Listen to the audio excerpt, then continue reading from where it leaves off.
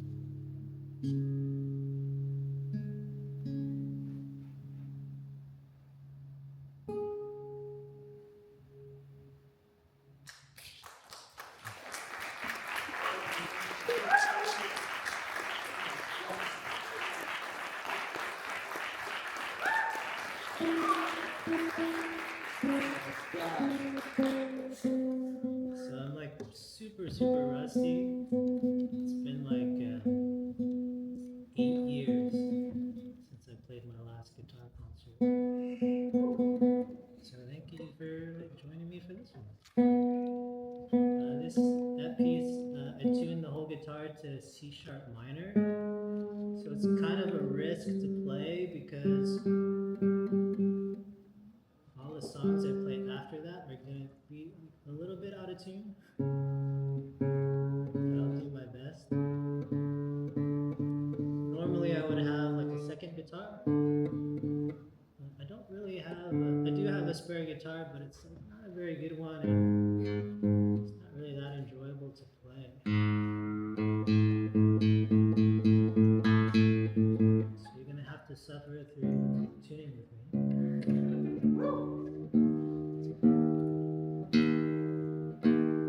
This next piece is an original piece. It's called Wait For Me. I wrote it. I I'm an A&P instructor here, if anybody's interested. And I played this song for my A&P audition. It's what got me in.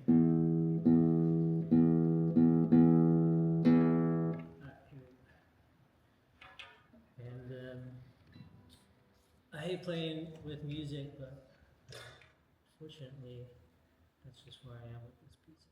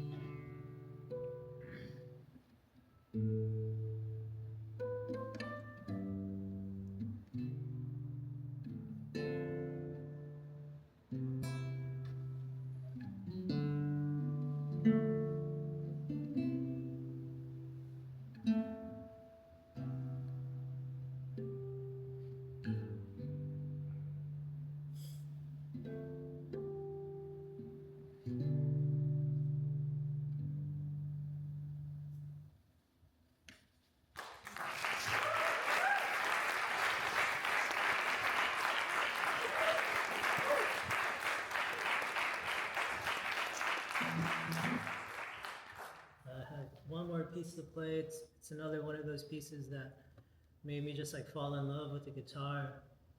And then when I heard it, I was like, man, I never knew guitar could sound like that. So it's like super flashy, but something that I was like one of the first things I learned. Took me years to learn. It's called Focal by composer Roland Beans.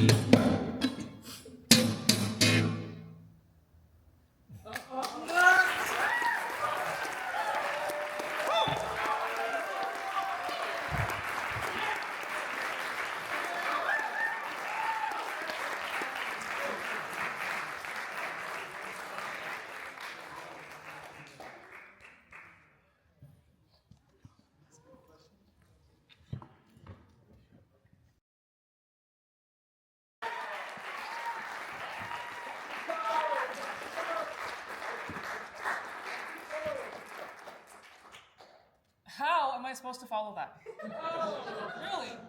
Are you kidding me? Like, that was so good. You're so cool, Barmey. So I only have one piece to play. It's kind of two pieces in one. This is the Andante Spinato and Grand Polonaise Brilliant by Chopin, Opus 22. We can owe the entirety of solo memorized recitals to Chopin and Liszt, who were two bros in Europe, just being bros and trying to outshine each other. Liszt with the more virtuosic things, but with a simpler harmony, and Chopin with the more complicated harmony, and slightly less virtuosic things. But yeah, because they lived in the Romantic era of art, which was kind of, less about the church and more about, your own personal feelings with the music and everything else. Great time to be alive. And this is it. This is Chopin wrote lots and lots and lots of polonaises, because a polonaise is a dance from Poland, polonaise. And so he wrote progressively longer and grander ones, culminating in this one, which is the Grand Polonaise Brilliant. So here we go.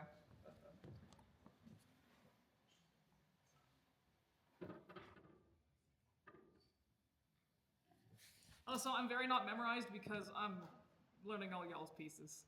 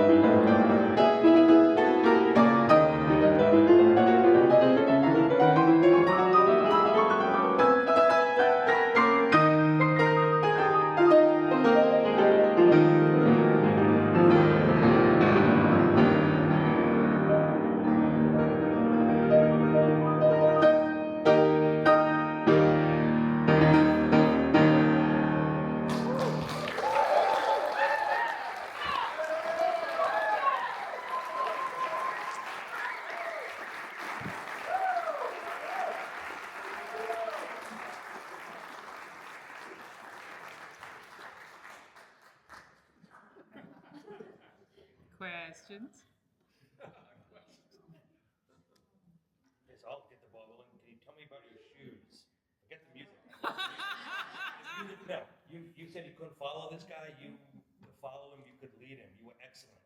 But what I really care about after watching you, the pedals of those shoes. Don't listen to those shoes. This is shoes. They were just. I got them in New Zealand. Zealand? At a store called Meyer. And anybody who knows me knows my love for fancy, ostentatious fashion because I am the comfortably insane professor. But yeah, I don't know. These are fun. They're very comfortable. I can run in them actually. So yeah. Anybody else? Yes, Jake. Yeah. Is that Jake? Michelle, Dr. Doe, I've never, that power you have in your hands, that, the power, that just amazes me from all the time to see you play.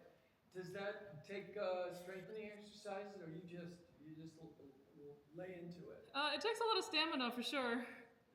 It's not like I can practice super duper slowly and then all of a sudden just rip this thing out because it really does take a lot of stamina, especially what Barmey does too. Like it takes a lot of just like once you've done all the practicing and learning all the notes and doing all the rhythms and all the interpretation and everything else, then you have to run it like 16 million times to make sure you can actually perform it on stage.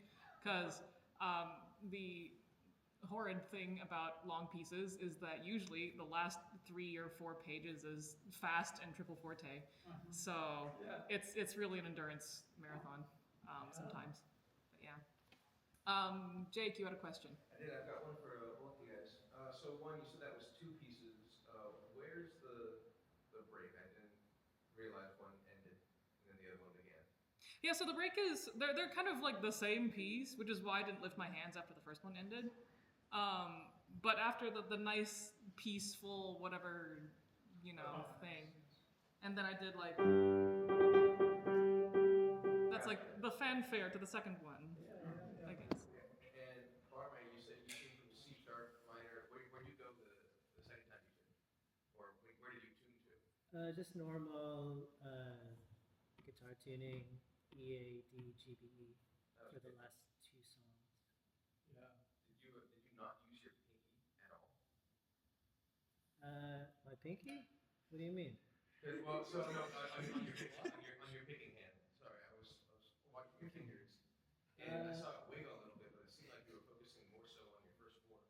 Yeah, I only use pinky for it's called the rasgueado technique, which is like the strumming type of thing. But I don't think I really did it in those pieces. But It's more, Pinky is more like straight up flamenco stuff. Yeah. Crazy fast. Oh, thanks. Dr. Joe, I have a question. Yeah, what's up? How do you decide how you want to interpret the piece, especially with that length to make it also consistent Just like, for you personally? I usually try to interpret like the rise and fall in the harmony, because as a piano player, you're mostly a harmonic instrument because yay chords, you know. And so there's a lot of like pull and push and tension that happens in just like the chord structures and the harmonic line, and then I also like to give myself breaks. There's like some tiny little breaks that I can take here to just be like, I'm not cramping up anymore because this hurts. And then I can be like, okay, that's the end of a phrase, give it a beat, and then go on, you know? So yeah. Khalil. For Barmey, I have a question for the last piece, Fuoco. Is that the name? Yeah, fuoco. It's the third What's that movement. So it's, classified as? It was so bluesy in some bits of it.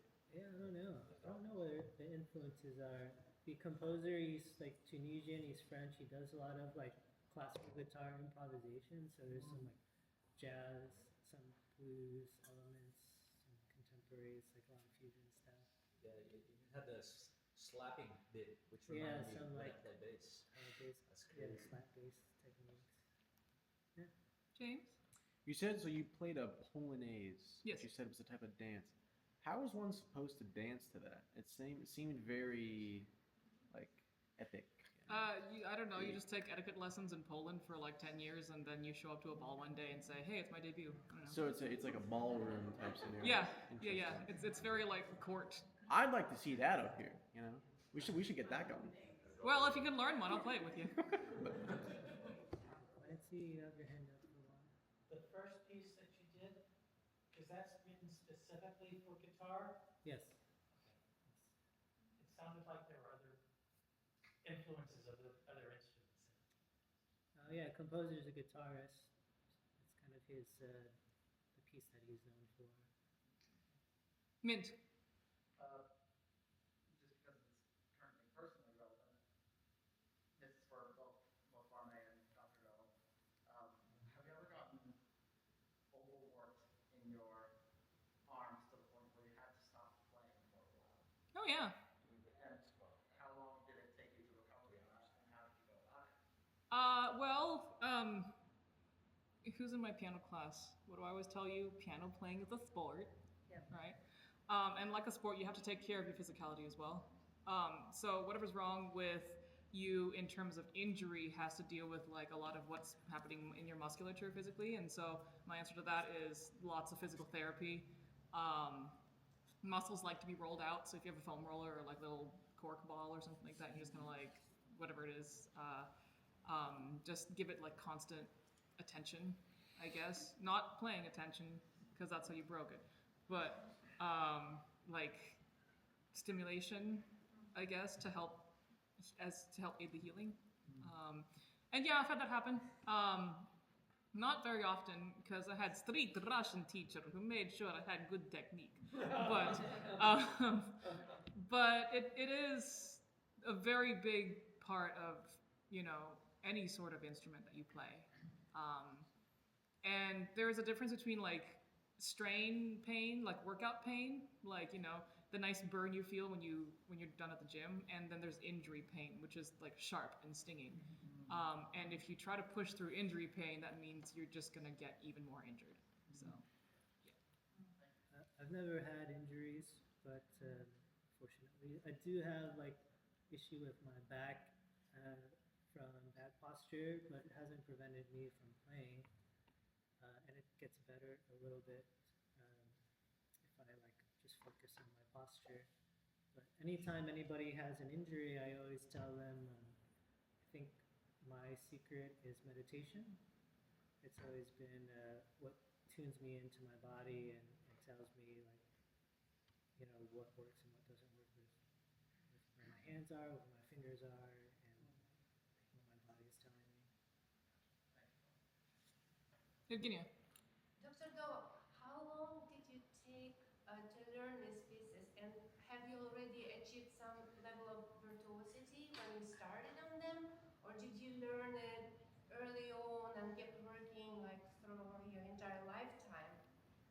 Yeah. So this piece is interesting history behind this one because as a young and impulsive and naive little pianist at the age of like 13, I was just like, I want to play all the big pieces, yeah. And so then, you know, because this is public domain and you can just access whatever pieces you want to, I found a score and I like learned a little bit of it, and I took it to my teacher, who was horrified and was like, "Why are you learning this? It's way too hard for you."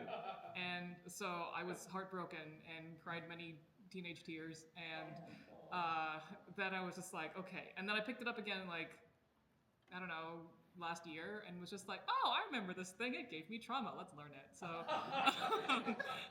so then I learned it, and actually, this is the first time I've performed it in like a public setting like this. So, yay! Thank you.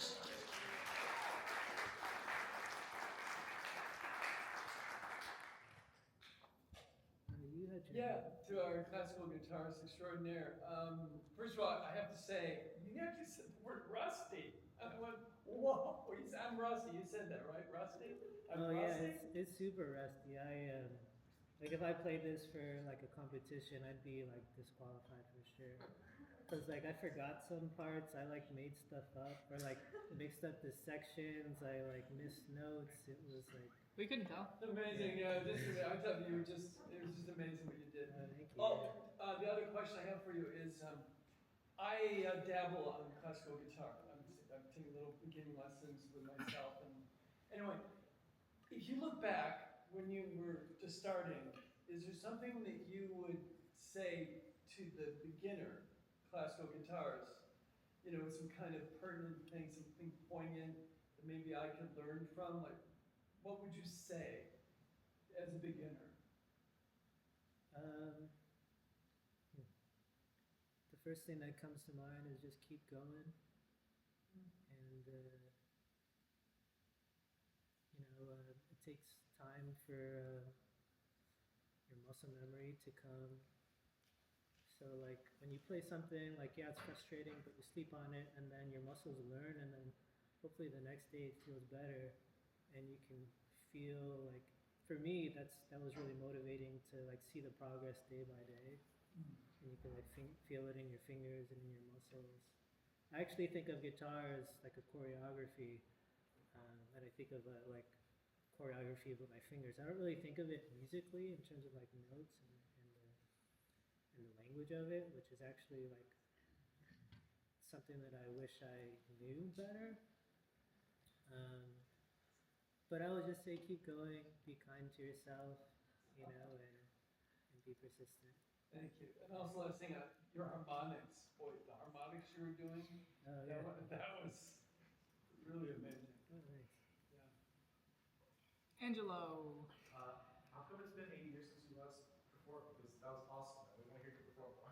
Yeah. Weird. You know, my life has been crazy. I had a crazy musical journey, and before Pierce, I had a professional career as a guitarist in Chicago for like 10 years. I had my own band. I wrote all of my own music for us. It was kind of like what I played here, but with a band. So it was like this classical guitar rock band.